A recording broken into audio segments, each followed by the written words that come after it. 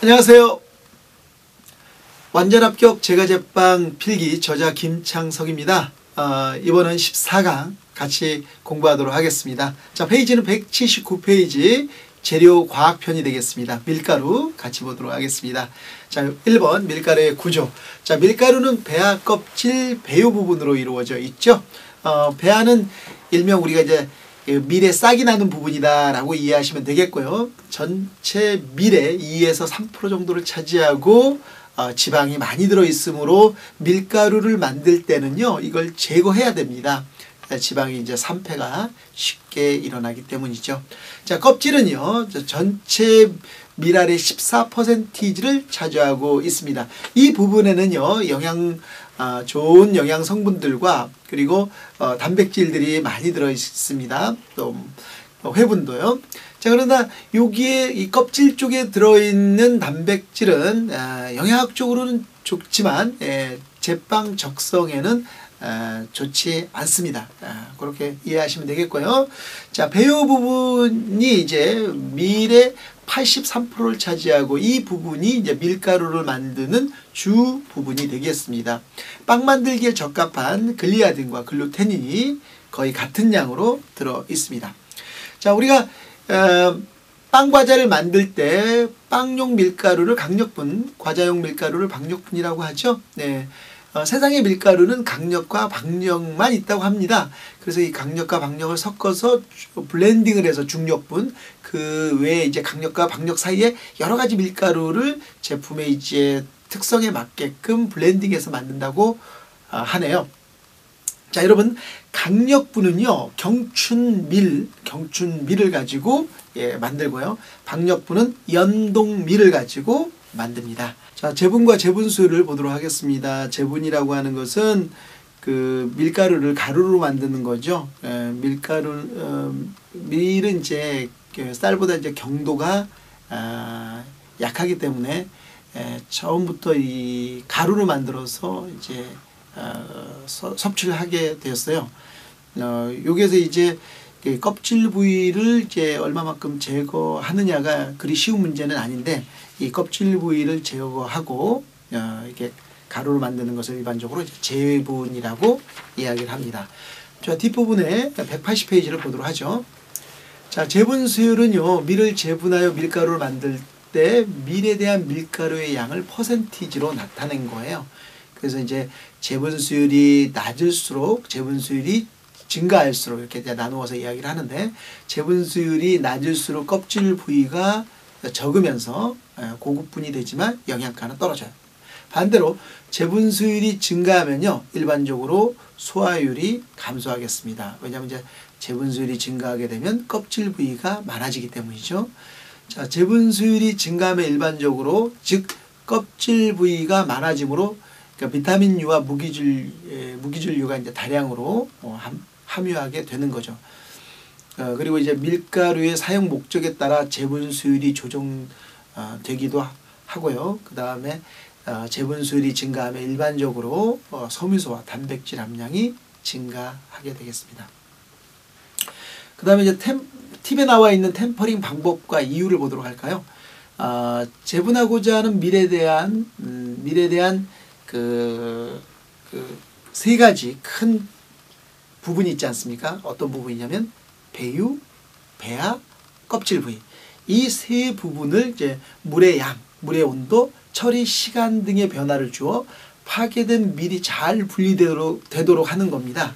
이게 이제 템퍼링을 하는 템퍼링하는 방법이고요. 이유는 밀기율을 강인하게 하여 밀가루에 섞이는 것을 방지하고, 그 다음에 이제 배유와 밀기율의 분리를 용이하게 해주기 위하고, 그 다음에 배유가 잘 분쇄되게 해주기 위함입니다.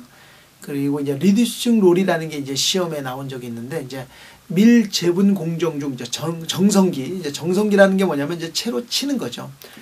가루로 만든 후에 채로 치는데, 이때 채의 눈이 이제 단계별로 이제 눈이 이제 작아지는데, 이때 눈이 조금 큰 상태인데, 이때 걸러지는 밀가루를 다시 이제 마세해서 이제 작은 입자로 만드는 공정을 리듀싱 롤이라고 이야기를 합니다. 다음 이제 밀가루의 분류를 보도록 하겠습니다. 분류에는 이제 제품별 분류와 등급별 분류가 있어요. 제품별 분류의 기준은 단백질 함량이 되겠고요. 등급별 분류의 기준은 회분 함량이 되겠습니다. 그래서 이제 단백질 함량에 따라서 빵을 만드는 용도가 결정이 되고요. 재분한 밀의 종류가 결정이 되죠. 예를 들어서 이제 강력분을 만들겠다. 그러면 이 강력분은 단백질 함량이 11.5에서 13% 정도 돼야 되고, 그러니까 용도는 어디에 쓴다? 빵에. 그리고 재분한 밀의 종류는 경질춘맥, 경춘밀이라고 얘기를 하죠. 그리고 이제 초자질, 입자가 큰 이런 뜻이 되겠습니다. 그 다음에 박력분은 단백질 함량이 7에서 9, 과자용이 되겠고요. 연질동맥, 연질맥이라고도 하고요. 분상질, 입자가 고운. 그리고 드럼분은 11에서 12.5, 스파게티라든지 마카로니 만들 때 쓰여지겠습니다. 그 다음에 이제 등급별 분류 기준의 기준은 회분 함량이 되겠어요. 회분 함량이 적을수록 고급 밀이 되고요. 회분 함량이 많을수록 적은 밀이 되겠습니다. 수분 활성도도 회분 함량 쪽, 껍질 쪽이 적기 때문에 수분 활성도가 낮겠습니다. 자, 그 다음에 밀가루의 성분 보면요. 우선 단백질 보도록 하겠습니다. 우리 기초과학편에서 단백질 공부했지만 여기서 이제 자세하게 얘기를 해야죠. 팁에 있는 내용 보도록 하시죠. 글루텐 형성 단백질의 특징. 이 글루텐 형성 단백질은 전부 다 단순 단백질에 해당됩니다. 글리아딘, 글루테닌, 메소닌, 알부민, 글로불린.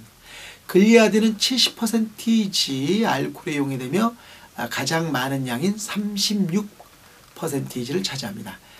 글리아딘은요, 반죽을 신장성과 점성 있게 하는 물질입니다. 글루테닌은요, 묽은산 알칼리에 용해되며 약 20%를 차지하고 있습니다. 글루테닌은 반죽을 질기고 탄력성 있게 하는 물질이 되겠습니다. 메소닌은요, 묽은 초산에 용해되며 약 17%를 차지합니다. 그리고 알부민과 글로불린은 물이나 묽은 염류 용액에 녹고 열에 응고되며 약 7%를 차지하겠습니다. 글루텐 형성 시 단백질 함량은 80%이고요. 나머지는 단백질이 아닌 탄수화물이라든지 수분이라든지 회분이 글루텐 형성에 관여하겠습니다. 다음은 이제 탄수화물 보도록 하겠습니다. 밀가루 함량의 70%를 차지하며 대부분이 전분입니다. 나머지는 덱스트린, 셀룰로스, 섬유소, 펙틴, 펜토산 등이 있고요. 건전한 전분이 온전한 전분이 되는 거죠. 이제 깨져서 손상 전분으로 대치되면 약 2배의 흡수율이 증가하며 밀가루에 함유되어야 할 손상 전분의 적당한 함량은 4.5에서 8%이지. 손상 전분이 많을수록 흡수량이 증가하고 설탕이 없을 때 발효성 탄수화물로 이용이 됩니다. 그리고 밀가루 구성 성분 중 수분을 흡수하는 성분과 그 성분들의 흡수율을 반드시 암기하셔야 되겠고요. 전분은 자기 중량 0.5배, 단백질은 자기 중량 1.5배에서 2배, 펜토산은 자기 중량 15배, 손상 전분은 자기 중량의 2배의 물을 흡수하겠습니다. 자, 지방을 보도록 하죠. 지방은 밀가루를 기준으로 해서 1에서 2% 정도 포함되어 있고요. 자, 회분 함량 보도록 하겠습니다. 자, 우선 회분을 구성하는 성분이 뭐냐? 무기질이 되겠고요. 그러면 그 무기질은 어디에 많이 들어있느냐? 밀의 껍질, 밀기울에 많이 함유되어 있고요. 그리고 이 회분은 정제도, 껍질을 깎아낸 정도를 알아볼 수도 있다. 이렇게 이야기하겠습니다. 그리고 껍질 부위가 적을수록 밀가루의 회분 함량이 낮아지는 이유는 껍질 부위 쪽에 회분 함량이 많기 때문이죠. 자, 팁을 보도록 하죠. 박력분은 연질 소맥으로 단백질 함량이 7에서 9, 회분 함량이 0.4% 정도입니다. 부드러운 제품을 만들고자 할 경우에는요, 가장 낮은 회분인 0.33에서 0.38이 함유된 것을 사용을 하겠습니다. 그러니까 밀의 재분율이 낮을수록 껍질 부위가 적을수록 회분 함량이 낮아지고 고급분이 되지만 영양가가 높아지는 것은 아닙니다. 회분은 밀기울의 양을 판단하는 기준이 되고요. 회분이라는 의미는 식물이 타고 남은 이 재색이 회색 분말이기 때문에 회분이라고 부릅니다. 다음은 수분을 같이 보도록 하겠습니다. 밀가루에 함유되어 있는 수분 함량 10에서 14%이지 12에서 14%로 시험에 나온 적도 있다라는 거 짚어보고요.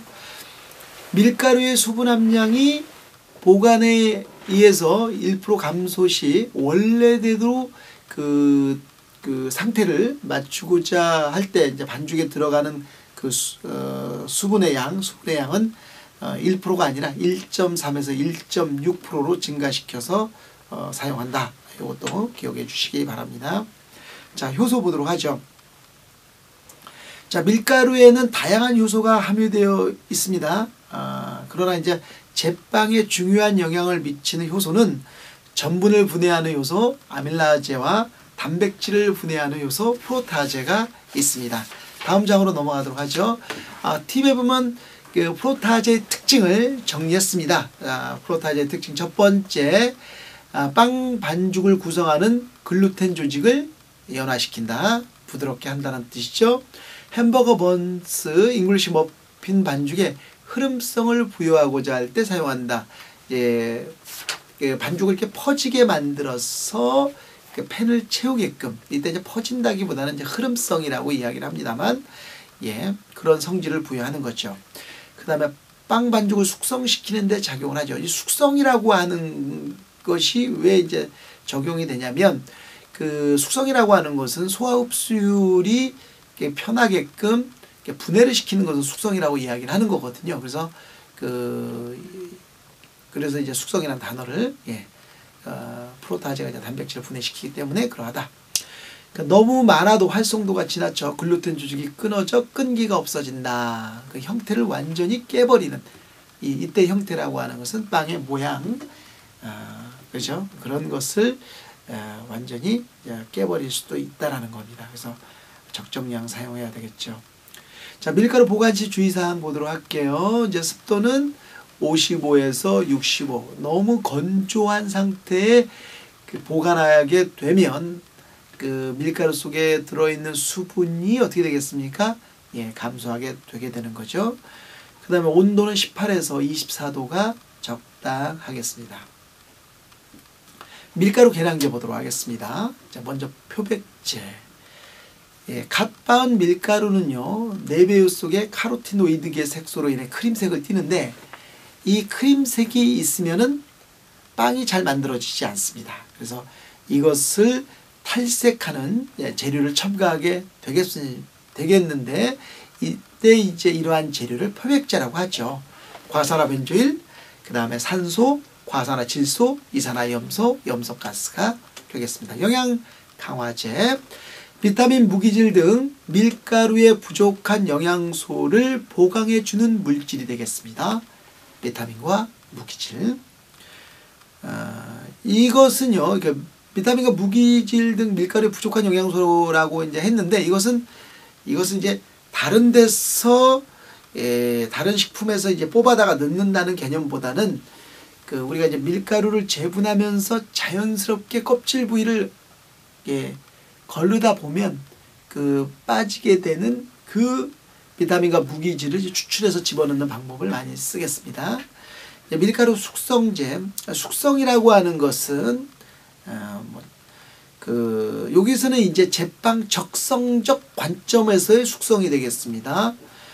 산화제를 사용하여 두 개의 치올기와 SH기를 이제 치올기라고 하는데, 치올기와 SS 결합, 이황화 결합이라고 하는데, 이러한 결합으로 이제 바꾸는 거죠. 치올기 결합을 이황화 결합으로 바꾸게 하여 반죽의 장력을 증가시키고 부피, 증대, 기공과 조직 속색을 개선하는 것이 밀가루의 숙성이 되겠습니다.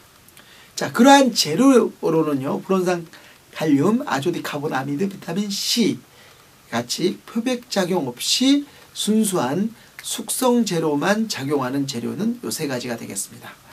자, 밀가루 계량제인 표백제와 숙성제의 기능을 보도록 하죠. 밀가루의 표백 숙성 기간을 단축한다. 예. 첨가물을 집어넣으면 그렇게 되죠. 그 다음에 반죽의 기계적 적성을 좋게 한다. 그리고 제빵 적성을 개선한다. 그리고 산화제는 숙성제의 기능을 한다. 그리고 숙성 기간은 온도와 습도 등의 영향을 받는다. 자, 밀가루의 선택 기준 보도록 하겠습니다.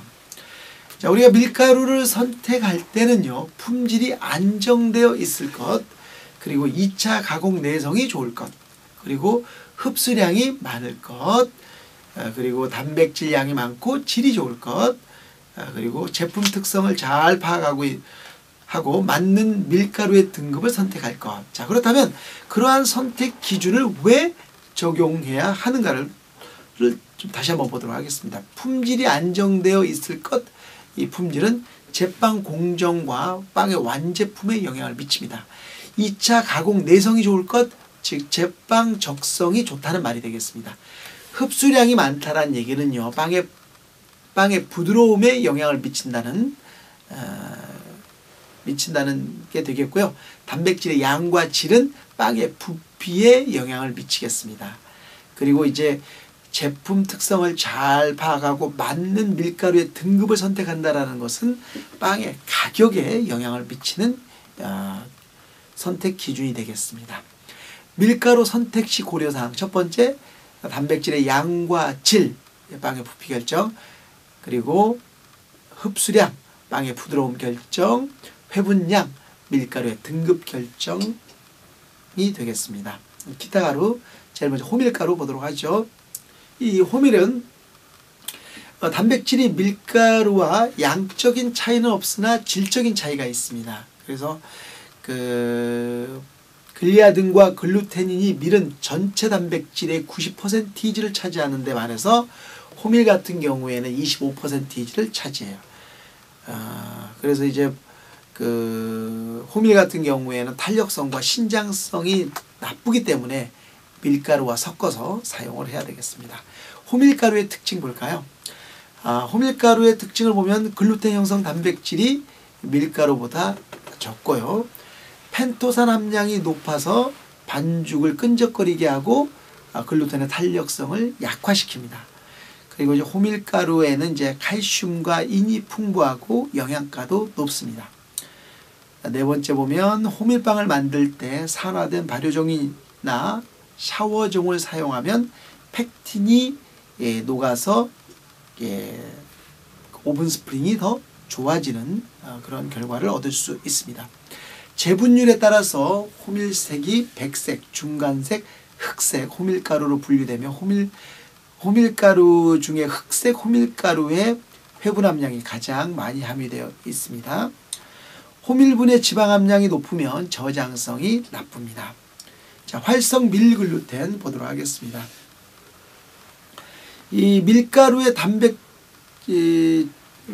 이제 단백질 함량이 좀 부재료 때문에 적다. 부재료 때문에 이럴 때 이제 밀가루에서 단백질을 축출하여 만든 미세한 분말인 연한 황갈색의 활성 밀글루텐을 이제 사용하면 좋습니다. 젖은 글루텐 반죽과 밀가루 글루텐 양에서 이제 계산 공식을 좀 적었는데, 요 계산 공식이 시험이라는 게 이제 주기를 타기 때문에 어느 때는 뭐 계산 문제가 많이 나올 때도 있고 어느 때는 좀 적게 나올 때도 있고 이렇게 하는 거지 항상 일정한 패턴을 그리지는 않습니다만, 한번 요 계산 문제 잘 암기해 주시기 바랍니다. 젖은 글루텐은 물을 품고 있는 글루텐을 가리키는 거고요. 건조 글루텐은 물의 함량이 좀 적은 글루텐을 가리키는 거죠. 그래서 계산 방식은 이렇게 되니까 잘 암기해 주십시오. 다음에 옥수수가루 보도록 하겠습니다. 옥수수 단백질이 이제 제인은 이제 트립토판이 결핍된 불완전 단백질이에요. 이 불완전 단백질만 먹게 되면 이제 사망에 이르게 되죠. 그래서 그런데 이 일반 곡류에 부족한 트레오닌과 그 다음에 하망 아미노산인 메티오닌이 많기 때문에 이 옥수가루를 다른 곡류와 섞어 사용하면 좋습니다. 그리고 이제 감자가루는 감자를 갈아서 만든 가루로서 이제 노화지연제라든지 이스트의 영양제, 향료제로 사용합니다. 그리고 이제 땅콩가루는 땅콩을 갈아서 만들죠. 필수 아미노산 함량이 높아 영양 강화식으로 많이 이용이 되고요. 면실류는 모카씨를 갈아 만들어서 그 생물가가 상당히 높아요. 생물가가 높고 그다음에 광물질과 비타민이 풍부합니다. 그다음에 이제 보리가루 같은 경우에는 밀가루보다 비타민과 무기질, 섬유질이 많아 잡곡, 바게트 등 건강빵을 만들 때 많이 사용되어지고요. 대두분, 콩가루는 콩을 갈아 만든 가루로서 필수 아미노산인 리신이 많아 밀가루 영양의 보강제로 많이 쓰여지겠습니다. 자, 여러분 184페이지 이스트 같이 보도록 하겠습니다. 제빵 팽창제인 이스트는 일명 효모라고도 부르죠. 출하법으로 이제 증식을 하고요. 그리고 반죽 내에서 발효해서 탄산가스와 알코올, 유기산을 생성하여 반죽을 팽창시키고 빵에 향미 성분을 부여합니다. 제빵용 효모의 학명은 이제 사카로미세스 세레비시에, 사카로미세스 세레비시에도 시험에 나온 적이 있으니까 좀 잘 보시고요. 이스트의 구성 성분 보면요, 여기서 수분이 이렇게 많이 들어 있습니다. 75% 전후가 이렇게 들어 있죠. 단백질, 회분, 인산. 그리고 이제 이스트 자체의 체내의 pH는 5.4에서 7.5.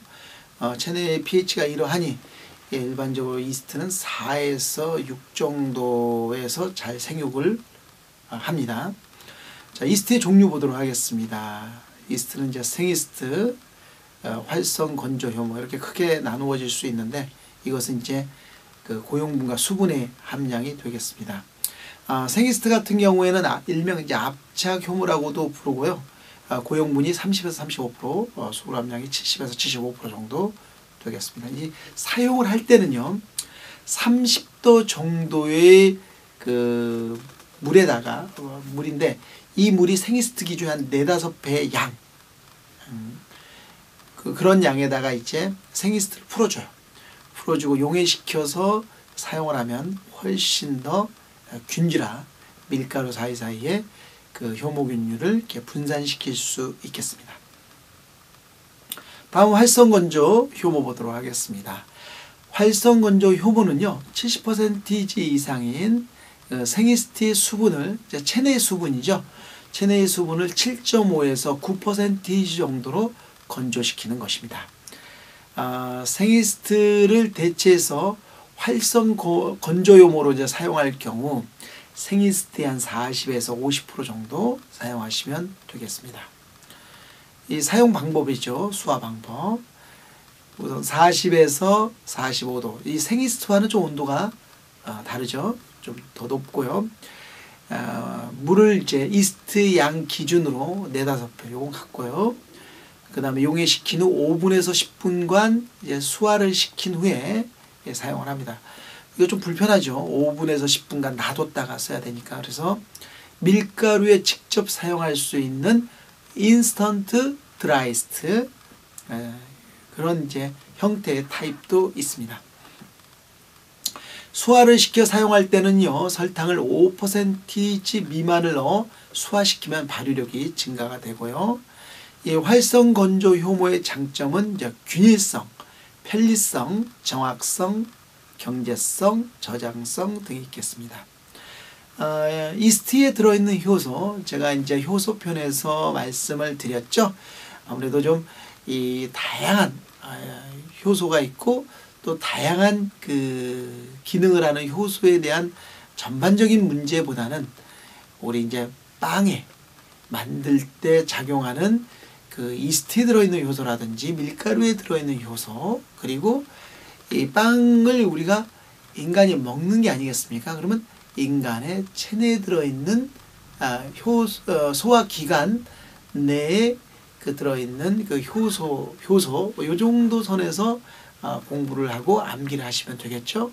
자, 그러면 이스트에 들어있는 효소 한번 암기해볼까요? 말타제, 인베르타제, 치마제, 프로타제, 리파제. 자, 말타제는요, 메가당을 두 분자의 포도당으로 분해시켜 지속적인 발효가 진행되게 합니다. 인베르타제는 자당을 포도당과 과당으로 분해를 시키고요. 치마제는 포도당과 과당을 분해시켜, 여기서 분해라는 표현보다는 이제 산화가 적절한 표현인데, 이제 시험에서는 이제 분해라고 했길래 그냥 그대로 적었습니다만, 탄산가스와 알코올을 만듭니다. 프로타제는요, 단백질을 분해시켜 펩티드, 아미노산을 생성시키고요. 리파제는 세포에게 존재하며 지방을 지방산과 글리세린으로 가수분해하겠습니다. 합니다. 자, 이스트의 번식 조건. 자, 이스트의 먹이는요, 발효성 탄수화물, 그리고 그 질소, 인산과 칼륨. 여기서 질소, 인산, 칼륨이 필요한 이유는 그 이스트가 식물의 특성을 갖고 있기 때문에 질소, 인산, 칼륨이 필요하겠습니다. 그 이스트는 식물의 특성을 가지고 있으면서도 동물의 특성도 가지고 있죠. 식물이라고 하는 것은 특징이 이제 운동성이 없으면서 광합성을 해서 에너지를 자체 생산하는 데 반해서 이스트는 운동성이 없다라는 부분에 있어서는 식물이나 광합성을 하지 못하는 게 이제 식물의 특징이 아니죠. 산소는 호기성, 그러니까 호기성으로 산소의 유무에 따라 증식과 발효가 달라져요. 여기서 뭐냐면 기본적으로 산소가 있으면은 얘가 호흡을 하고 증식을 더 빨리 해요. 그런데 산소가 없으면 죽는 게 아니라 발효를 하면서 또 증식도 하긴 하는데 그 증식의 속도가 아주 더뎌집니다. 더뎌져요. 그래서 호기성으로 분류하는 것이 좋고요. 발육의 최적 온도는 이상적인 온도는 38도입니다. 이상적인. 그러나 여기에서 적은 것은 이제 이상적인 온도가 아니라 실질적인 온도. 그래서 28에서 32도가 실질적인 온도가 되겠습니다. 그리고 발육의 최적 pH, pH는 4.5에서 4.8이지만 이것도 이제 좀 더 범위를 넓혀서 이제 시험에 많이 나와요. 그래서 4.5에서 4.8보다는 4에서 6 pH 4에서 pH 6 사이로 이제 시험에 나오니까 암기해 주시고요. 취급과 저장 시 주의할 점. 우리 이스트는 48도에서 파괴되기 시작하므로 너무 높은 온도의 물과 직접 닿지 않도록 주의를 해 주십시오. 반죽 온도를 감안해 온도를 설정한 물에 풀어 사용하면 고루 분산시킬 수 있겠습니다. 그래서 물에다 풀어서 사용을 해라. 그리고 이제 소금과 설탕과 이스트가 직접 닿지 않도록 주의를 하셔야 되겠습니다. 다음 이제 이스트를 이제 저장해서 저장해서 저장 후 정상적인 일관성이 있는 최적의 이스트 상태를 이렇게 실험한 적이 있었습니다. 그래서 이제 마이너스 8도, 마이너스 6.7도, 마이너스 1도, 영상 7도, 13도, 32도, 13도, 22도 이렇게 이제 실험을 했는데 결과값은 어떻게 나왔냐면 마이너스 1도에서 저장한 이스트도 얼지 않으면서 정상적인 일관성을 잃지 않은 가장 적합한 온도로 나타났습니다. 자, 그런데 이 마이너스 1도로 보관해서 사용하기가 현장에서는 어렵죠. 그래서 이제 실질적인 온도, 실제적인 최적 온도는 몇 도냐? 0도에서 5도, 즉 현실적인 온도가 되겠죠. 온도이다. 이렇게 암기하시면 좋겠습니다. 그래서 이상적인, 이론적인 온도가 실험실에서 실험 가능한 이론적인 온도가 있고 그 다음에 실제적인 온도가 있고 이렇게 그런 부분은 또 아까 이제 48도에서 이스트가 파괴되기 시작한다라고 했는데 요건 이제 시험에서 이렇게 나왔기 때문에 이제 정리를 했는데 제가 앞전에서는 54도부터 죽기 시작한다라고 얘기도 했습니다. 그래서 이게 그런 데이터 값의 약간씩의 차이는 여러분들이 좀 이해해 주시기 바랍니다. 왜냐하면 그 논문을 쓰신 분들의 이제 데이터 값들이 그 어떤 상태의 효모균을 썼느냐에 따라 약간씩 차이가 날 수 있다라는 것을 이해하시면서 그 시험 문제도 조금 유연하게 대했으면 합니다. 다음에 이제 팁을 보도록 하겠습니다. 186페이지 중간쯤에 계란 위 팁이죠. 글루타치온입니다. 글루타치온. 효모에 함유된 성분으로 특히 오래된 효모에 많아 환원제로 작용하며 반죽을 악화시키고 빵의 맛과 품질을 떨어뜨립니다. 그래서 이게 이제 그 이스트를 잘못 보관한다든지 혹은 이제 이스트가 이제 반죽에 있는 상태에서 냉동을 시키는 과정에서 이게 이스트가 손상되면서 이 글루타치온이 나오게 되면 빵 반죽이 이제 퍼지게 되는 거죠. 효모는 이제 당을 분해하여 이산화탄소와 에틸알코올을 생성한다. 이산화탄소와 탄산가스는 여기 좀 다르죠. 이산화탄소가 이제 물에 용해되어 있는 상태를 이제 탄산가스라고 하는데, 탄산가스나 이산화탄소랑 같은 것으로 이제 혼용해서 시험에서 내니까 뭐 그렇게 너무 엄밀하게 구분하지 마시고 같은 걸로 그냥 이해해 주시면 좋겠습니다. 자, 여기까지 해서 그 14강 강을 마치고요. 조금 있다가 15강 계란부터 다시 뵙도록 하겠습니다. 자, 수고하셨습니다.